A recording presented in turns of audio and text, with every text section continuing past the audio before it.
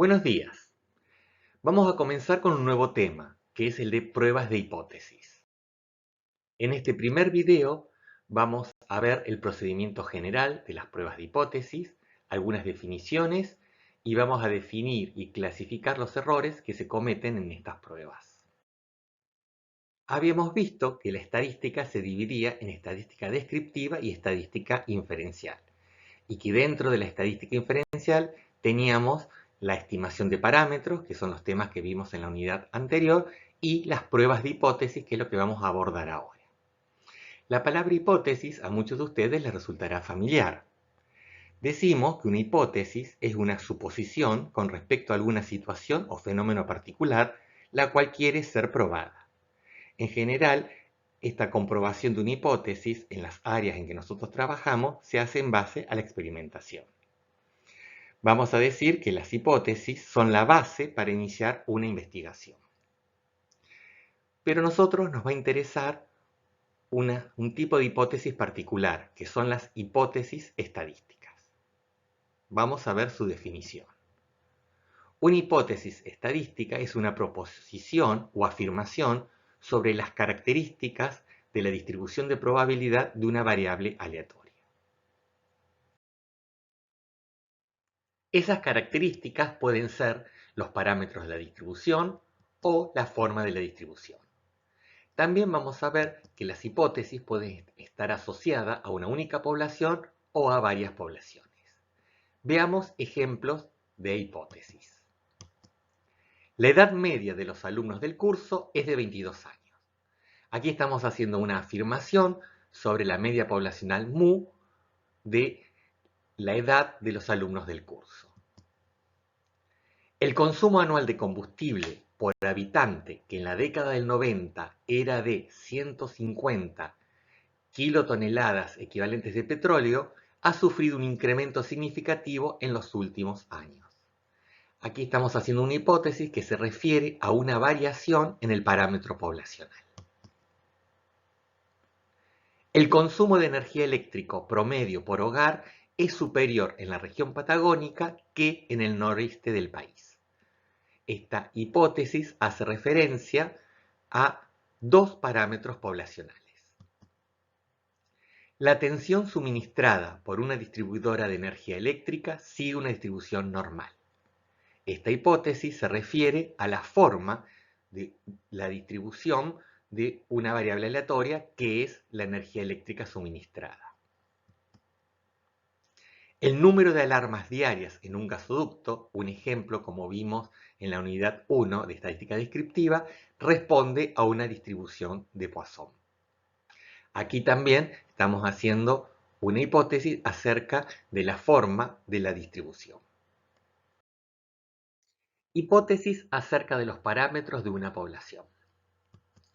Vamos a utilizar el símbolo θ en forma genérica para indicar el parámetro poblacional, que va a poder ser una media poblacional mu, o una varianza sigma, o una proporción p. A la hipótesis la vamos a indicar como H0 y vamos a decir que esta es la hipótesis nula. Lo que puede suceder como alternativa a la hipótesis nula, la vamos a indicar como H1 y la vamos a llamar hipótesis alternativa. En este caso, nuestra hipótesis nula es que el parámetro θ es igual a un valor determinado θ1. Y la hipótesis alternativa es que ese parámetro θ tiene un valor distinto que llamamos θ2.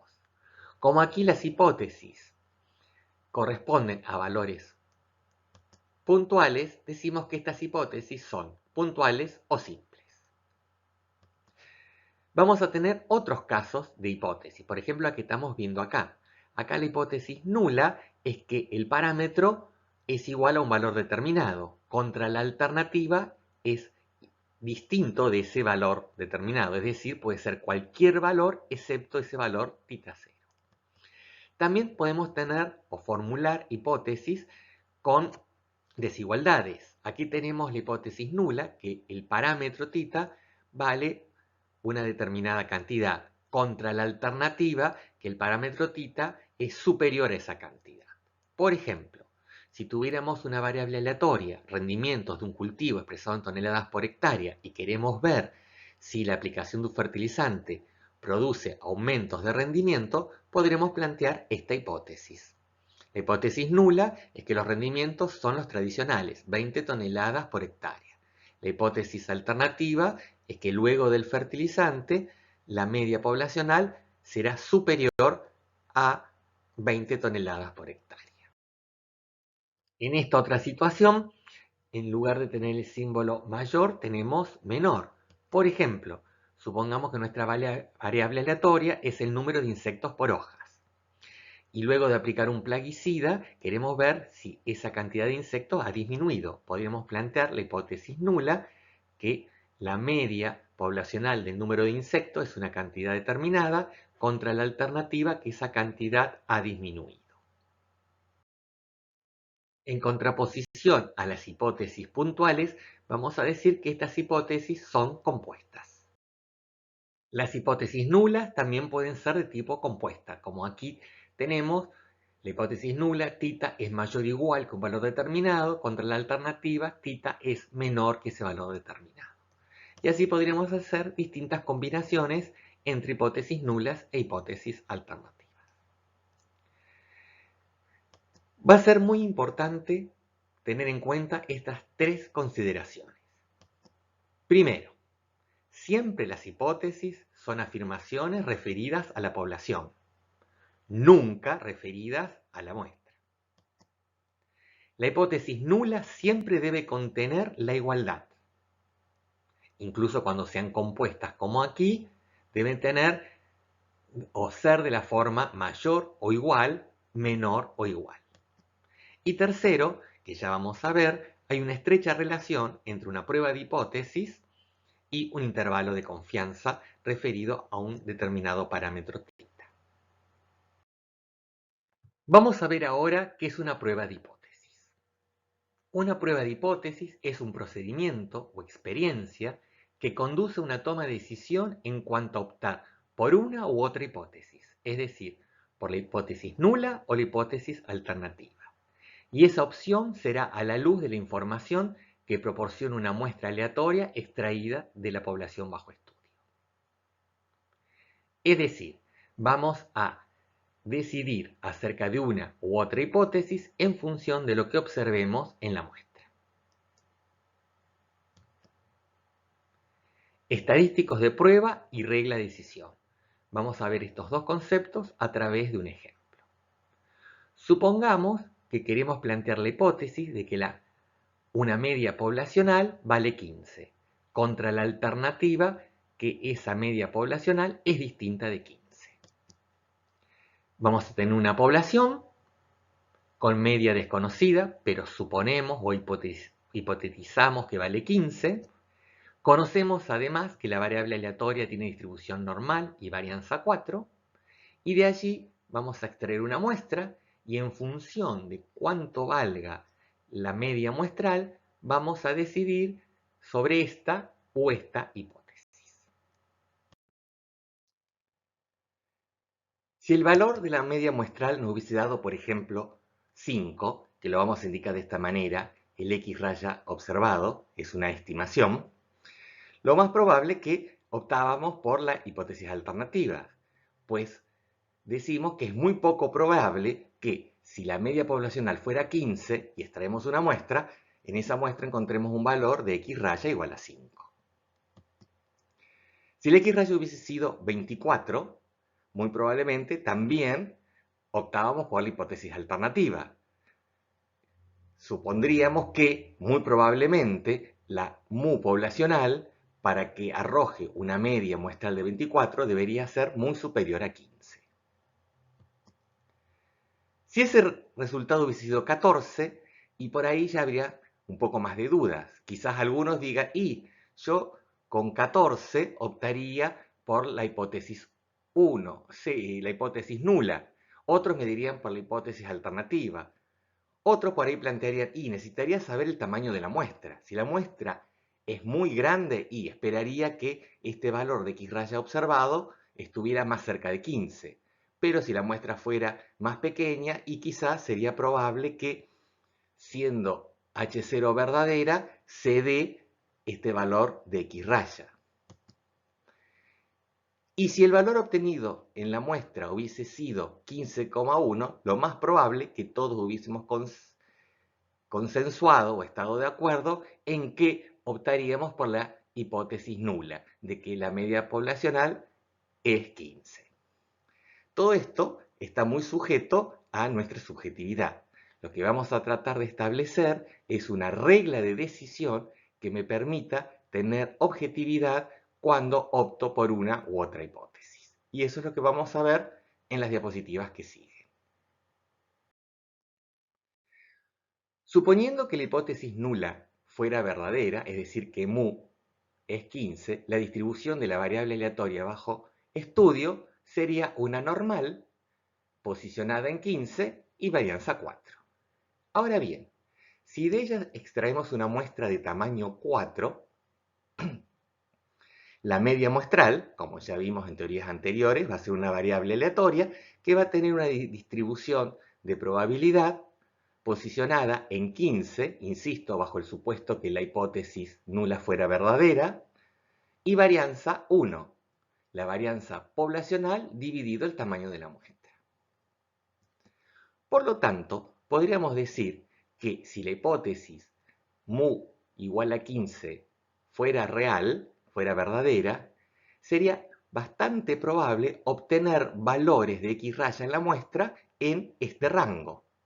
Y este rango no lo establecí arbitrariamente, sino que tomé 1,96 desvíos a izquierda y 1,96 desvíos a derecha para encerrar el 95% de probabilidad. Es decir, si la media poblacional fuera 15, habría un 95% de probabilidad de encontrar una media muestral, cuando se extrae una muestra de tamaño 4, que vaya entre 14,04 y 16,96. Valores más altos serían posibles, pero muy poco probables, y valores más bajos serían también posibles, pero muy poco probables. Por lo tanto, vamos a establecer zonas de rechazo de la hipótesis nula y de no rechazo. Si nuestra media muestral hubiese caído en esta posición, si bien existe una pequeña probabilidad de que una media con este valor se obtenga en una muestra que fue obtenida de una población con media 15, como es muy poco probable, tendería a rechazar la hipótesis de que mu es igual a 15. Lo mismo ocurriría si la x raya muestral hubiese caído en esta posición. Mientras que si la media muestral hubiese estado en este rango entre 14,04 y 16,96, tendería a no rechazar la hipótesis. Es decir, aceptaría que la mu puede ser 15. Noten que cuando tenemos valores por fuera de este rango, rechazamos la hipótesis, hacemos una afirmación, mientras que cuando tenemos valores en este intervalo, no aseguramos que la media es 15, sino decimos que no hay evidencia para rechazar que no sea 15. Sobre este aspecto vamos a profundizar un poquito más adelante.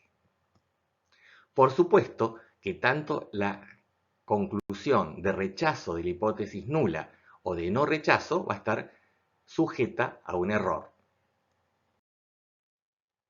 Esta prueba que les planteé aquí se llama una prueba bilateral porque las zonas de rechazo son tanto a derecha como a izquierda, porque la hipótesis alternativa era distinta. Si la hipótesis alternativa fuera del tipo menor o mayor, las zonas de rechazo serían a un solo lado y diríamos que esa prueba es de tipo unilateral.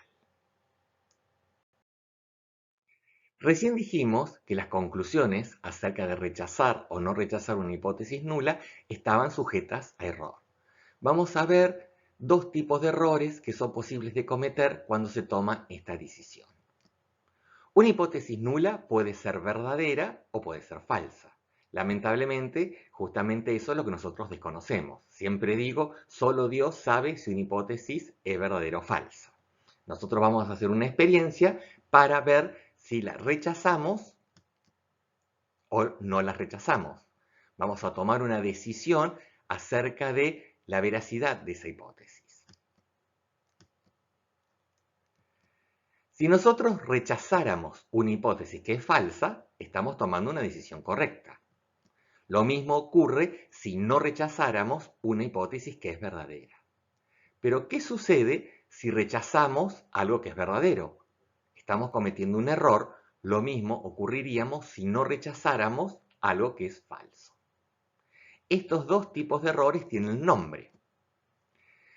El error de rechazar lo verdadero se llama error tipo 1 y el error que se comete por no rechazar algo que realmente es falso se llama error tipo 2.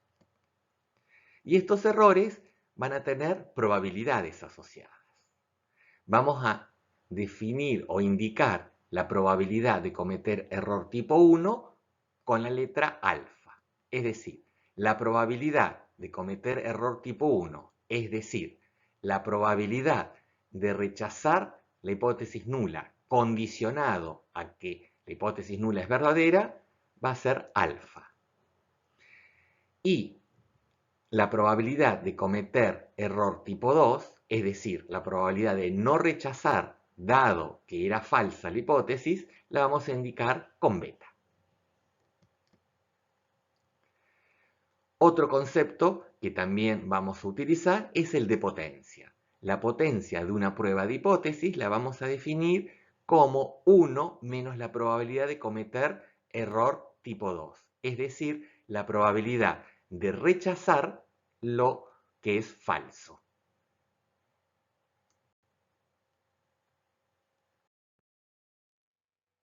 Representación esquemática de estos dos tipos de errores. Supongamos que tenemos una hipótesis nula, H0, que mu vale un valor determinado, mu1, contra la alternativa que el valor de la media poblacional mu vale otro valor, mu2, donde la cantidad mu2 es mayor que la cantidad mu1. En este gráfico vemos la distribución de la variable aleatoria x raya si de la población que tiene media mu1 se extrajeran muestras al azar. Aquí superponemos la distribución que tendrían las x rayas si extrajéramos muestras de una población que tuviera media mu2. Aquí la prueba de hipótesis será una prueba a una sola cola, ya que como mu2 es mayor que mu1, solo rechazaremos la hipótesis nula cuando los valores de x raya en la muestra sean muy grandes. Por lo tanto, vamos a establecer un límite que vamos a llamar x raya crítico, que me va a separar la zona de rechazo y la zona de no rechazo. Para valores más altos de x raya crítico, vamos a rechazar H0 y vamos a decir que la media de la población es mu2. Mientras que para valores más pequeños que ese valor crítico que hemos tomado, no vamos a rechazar H0, por lo tanto vamos a asumir que la media de la población es realmente mu1. Pero ahora notemos que hay valores de la distribución centrada en mu1 que están a la derecha de x raya crítico. Por lo tanto, para todos estos valores se estaría rechazando H0 dado que es verdadera. Esto es un error tipo 1 y su probabilidad, que estamos indicando aquí con esta área, es el valor de alfa. Por otro lado, vemos valores de la distribución con media mu2 que quedan a la izquierda de x raya crítico. En estos casos no se rechazaría H0 y la verdadera media poblacional es mu2. Por lo tanto, estamos cometiendo error tipo 2, es decir, no rechazar H0 cuando H0 es falsa. Y la probabilidad de cometer ese error, que indicamos aquí coloreado más oscuro, vendría a ser beta. Algo que recurrentemente nos planteamos es cómo podríamos hacer para disminuir los errores. En esta situación decimos, bueno, si moviéramos el x raya crítico, ¿qué pasaría? Si lo corremos hacia la derecha, vemos que estaríamos disminuyendo la probabilidad de cometer error tipo 1, disminuyendo alfa, pero estaríamos aumentando el beta. Si el X raya crítico lo corriéramos hacia la izquierda, sería la inversa. Disminuimos el valor de beta, pero estaríamos aumentando el valor de alfa. Una pregunta muy común que solemos hacer también siempre en los parciales y en los finales es ¿cómo podríamos disminuir simultáneamente el error tipo 1 y el error tipo 2? Esta respuesta está muy relacionada con lo que vimos de amplitud de los intervalos de confianza en la unidad anterior. La única manera de disminuir simultáneamente estos dos errores es aumentando el tamaño de la muestra. ¿Y por qué? Porque al aumentar el tamaño de la muestra, estas distribuciones de X raya tienen menor variabilidad, por lo tanto se hacen más finas y altas y tienen menos intersección. Por lo tanto, sin modificar el valor crítico que va a establecer las zonas de rechazo, se está disminuyendo simultáneamente ambos tipos de errores. Otra pregunta que también se suelen hacer es ¿cuál error es más peligroso? Y eso va a depender de la situación con la que estemos trabajando. Veamos el siguiente ejemplo.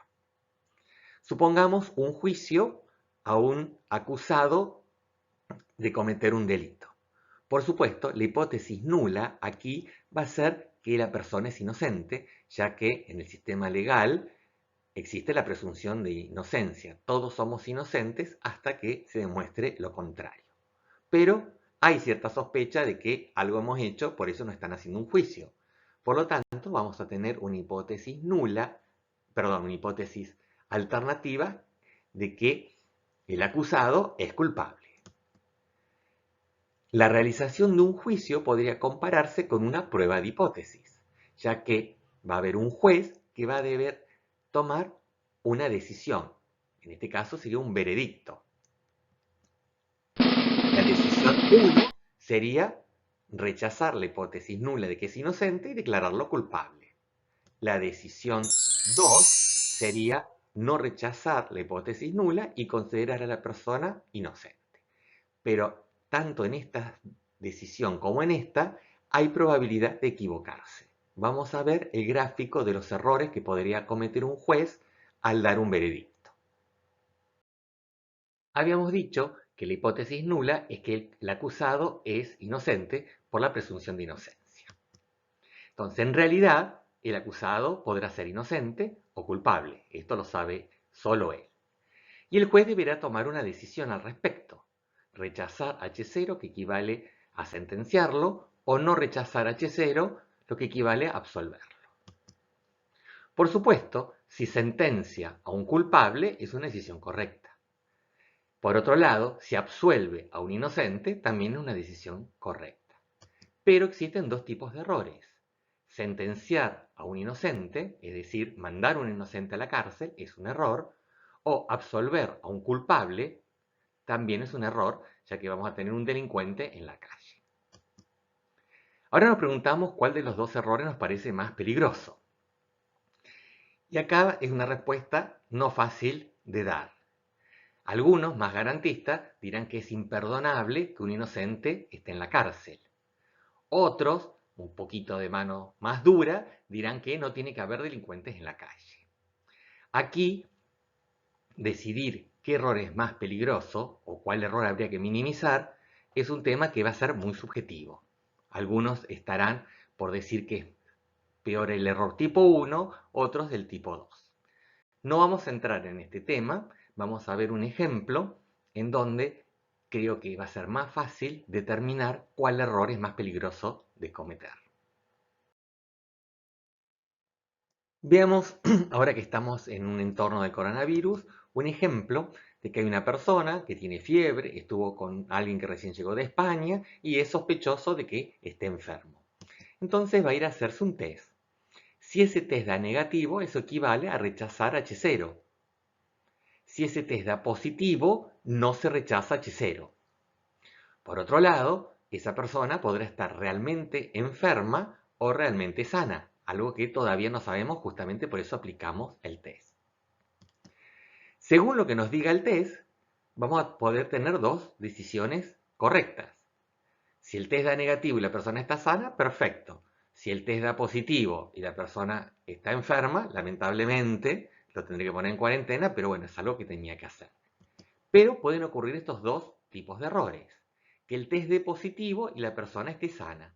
Entonces, lamentablemente, alguien que no tenía nada se va a comer la cuarentena y a lo mejor recibir algún antibiótico. Pero también hay otro error, que es que el test es negativo y en realidad la persona está enferma. Ahí, por supuesto, en ese momento el que se estaba haciendo el test va a salir muy contento porque estaba sano, pero en realidad está enfermo y corre riesgo su salud y la de todos los que están cerca de él. Acá nos preguntamos, ¿cuál error nos parece más peligroso? Y bueno, pareciera que en esta situación sí hay consenso de que es mucho más peligroso a una persona que realmente está enferma no tratarla que a alguien que esté sano darle un tratamiento inútil. Este es el error que habíamos definido como error tipo 1 y la probabilidad de cometerlo la habíamos llamado alfa. Muchas veces vamos a jugar con qué poner en la hipótesis nula, dado que el error tipo 1 es el que podemos controlar, porque el error tipo 2, cuya probabilidad hemos definido como beta, solo puede controlarse cuando la hipótesis alternativa es puntual. Y en la mayoría de los casos vamos a trabajar con hipótesis alternativas compuestas, es decir, que sea distinto a un valor mayor o menor. Veamos cómo serán las zonas de rechazo según el tipo de hipótesis alternativa compuesta que tengamos. La hipótesis nula será mu igual a una cantidad determinada que vamos a denominar mu0. Si la hipótesis alternativa es que mu es distinto que ese valor mu0, rechazaremos tanto por valores de x raya muy altos o valores de x raya obtenidos en la muestra muy bajos. Por lo tanto, decimos que va a ser una prueba bilateral. Si la hipótesis alternativa es que mu es menor que ese valor mu sub 0, entonces rechazaremos solo para situaciones en que la muestra no nos arroje un valor de x raya muy por debajo del valor de mu 0. Si la hipótesis alternativa es que mu es mayor que ese valor mu0, rechazaremos la hipótesis nula en situaciones en donde la muestra arroje un valor de x raya muy por encima de ese valor mu0.